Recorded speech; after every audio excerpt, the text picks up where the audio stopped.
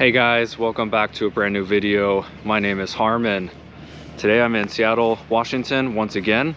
I come here often as there's lots of different cases around this area, but I'm back here once again as I'm checking out a case of a family, a mom, a dad, and two siblings who were murdered.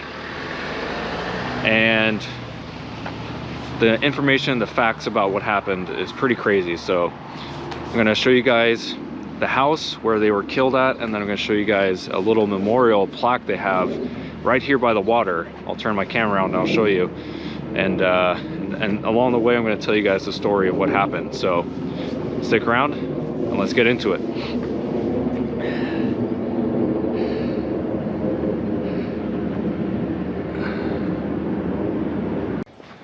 So right now we're actually walking to the Goldmark family residence where they used to live, and of course where they were murdered at. Now there's a lot of information about this family, so I'll try to give you guys as much information as possible, but just bear with me. So the Goldmark family was a very political family. The patriarch John Goldmark was kind of one of the first ones to kind of get started into the political world here and around Seattle, Washington. And when his son was old enough, into his 20s and 30s and so forth, he was able to get into politics himself. And so that kind of information is going to be key to what we're going to be talking about later in this video, so make sure you stick around. Now, the perpetrator of this event, his name was David Lewis Rice. He's the one that murdered the Goldmark family. And David was born in 1958 in Durango, Colorado. His family moved there during childhood, along with his father, who traveled across the United States for construction work. At age 4, David ran into a sliding glass door, which ended up leaving him partially blind in one eye.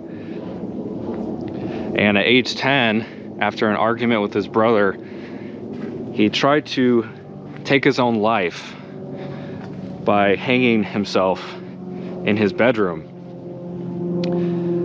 But obviously that did not come to fruition. David continued to grow up and went to high school, although he only went to 10th grade before dropping out. He attempted to join the US Navy, but was discharged before training even started. Later, David got married and had a son, but his wife divorced him. And he worked as a welder before being dismissed. In 1982, David was pretty much homeless at this point.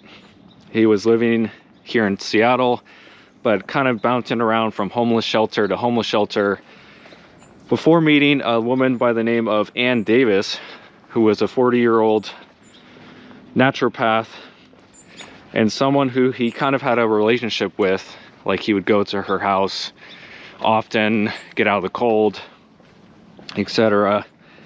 And Ann is the one who introduced David to something called the Duck Club, which is an anti-Semitic and anti-communist study group. So David joined this group, which unfortunately taught him a bunch of super terrible lies about, Jewish people, people of ethnicities, people of color. So after joining this Duck Club, David's mindset really changed to a very hateful one, hateful of those who were different from him, and of course hate for people of color, people of different ethnicities, and of course people who were Jewish. At some point in time after joining the Duck Club, got introduced to the Goldmark family, not in person, but just hearing about them and hearing about their political advances around Seattle. And he heard some rumors that the Goldmark family was super involved in communism and were Jewish. Now, to give you a little bit more context, The Goldmark family, including the patriarch John, was someone who was accused of actually being a communist, and that they thought that he was Jewish. And so unfortunately that was not true at all. The Goldmark family was not Jewish, and they were not communist, but somehow through their political different rallies and things they've done, they were accused of being communist, and that people thought that they were Jewish. So of course David Lee Rice, when he heard all this information, he decided to make a plan to kill the Goldmark family.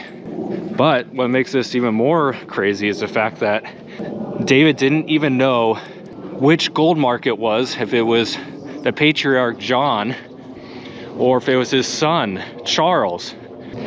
And so he didn't do very much planning and decided to just go seek out the Goldmark family, consisting of Charles Goldmark, his wife, and their 2 children. Anyway guys, this is the house. This is the home of the Goldmark family, Charles Goldmark, his wife, and their 2 children, where they were murdered at. Again, it's 724 36th Avenue here in Seattle.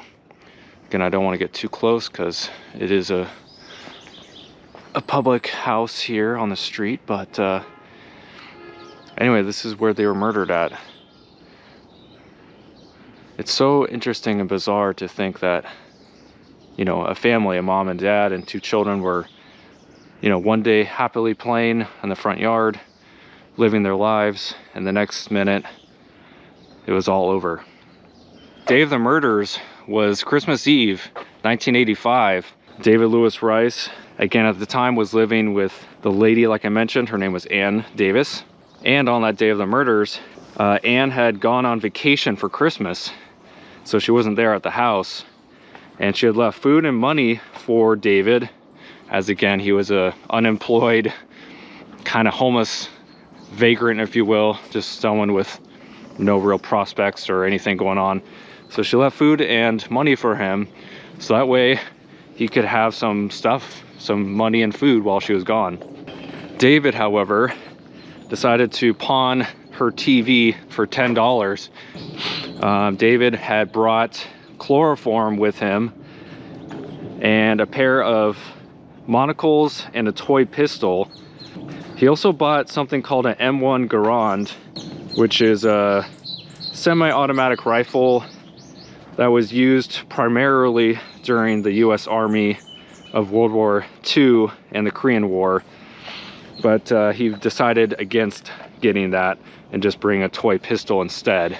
Now, David planned before he got there to try to see if he could torture Charles, the father, to force him to give a list of communist operatives and then murder him. David also wanted the Goldmarks' money, since he imagined that they were wealthy. And like I mentioned, David's reasons to kill the Goldmarks was completely false, as again, they were not communist and they were not Jewish. So David eventually found his way to the Goldmarks' house here in Seattle. He posed as a taxi cab driver who had a package to deliver. And at 7:10 p.m. when he got inside, he tied the family up, Charles, his wife Annie, and their 2 children, 12-year-old Derek and 10-year-old Colin. He then chloroformed them all after robbing them of any valuables he could find, including a bank card that Charles had.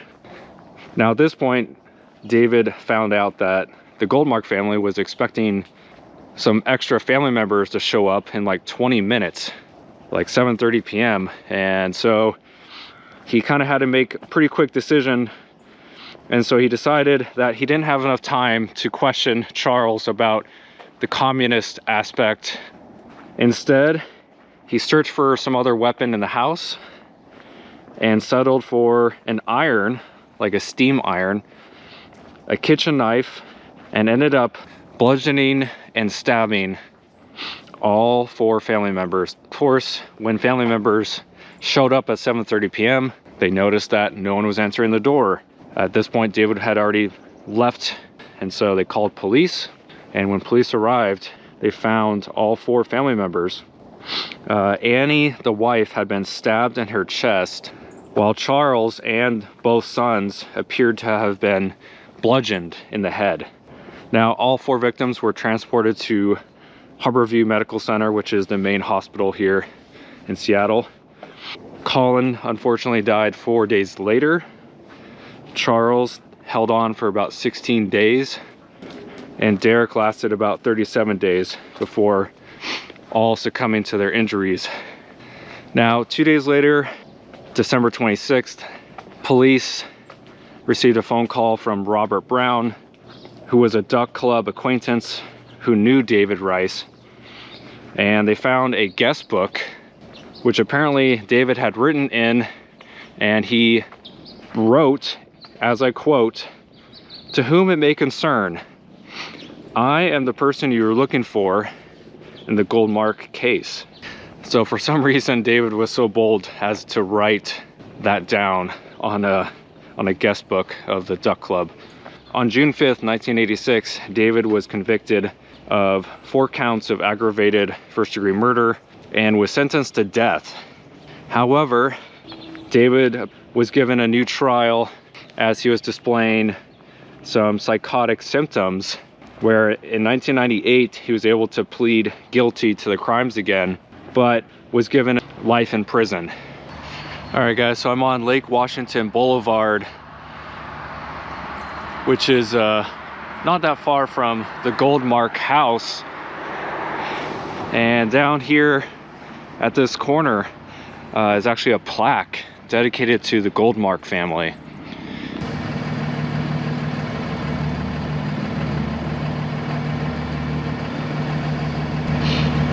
This overlook is named in memory of Charles, Annie, Derek, and Colin Goldmark, who love Seattle and its open spaces.